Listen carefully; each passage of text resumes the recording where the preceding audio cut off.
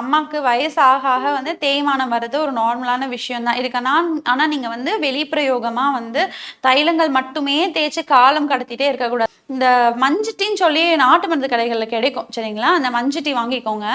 வாங்கிட்டு அதோட சேர்த்து சிட்ராமுட்டி அதுவும் வந்து நாட்டு மருந்து கடைகள்ல கிடைக்கும். இது 2த்தையுமே வந்து நல்லா பொடி பண்ணி வச்சுக்கோங்க. பொடி பண்ணிட்டு நல்லா காய்ச்சணும் நீங்க. கஷாயம் போடுற மாரி காய்ச்சணும். இப்போ 4 டம்ளர் தண்ணி ஊத்துறீங்க அப்படின்னா, அது வந்து 1/2 டம்ளரா வத்துற வரைக்கும் நல்லா காய்ச்சிட்டு, அத வந்து நல்லெண்ணெயில வந்து கலந்து அது திரும்ப காய்ச்சணும். நீங்க சிம்ல வச்சு ஹை ஃப்ளேம்ல வச்சு காய்ச்சிடக்கூடாது. சிம்ல வச்சு பொறுமையா காய்ச்சும்போது, அதோட பதம் மாறுறது வந்து உங்களுக்கே தெரியும். கடுகு பதம்னு சொல்லுவாங்க. அந்த எண்ணெயே கொஞ்சம் நல்லா திக்காகும். அந்த டைம்ல அத இறக்கி வச்சுட்டு, அந்த வந்து வெளிப்பிரயோகமா யூஸ் பண்ணிட்டு வர சொல்லுங்க. நார்மலா கடைகள்ல கிடைக்கிற தைலம் வேண்டாம். நம்ம மருத்துவமனையில குடுக்குற உள் மருந்துகளையும், வெளிப்பிரயோக மருந்துகளும் எடுத்துக்கோங்க.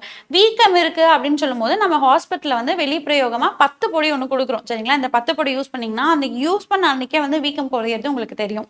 சிம்ப்டம்ஸ் எல்லாமே வந்து 1 வாரத்துல குறைஞ்சிரும். நோயிலிருந்து நீங்க ஈஸியா விடுபட்டுறலாம்.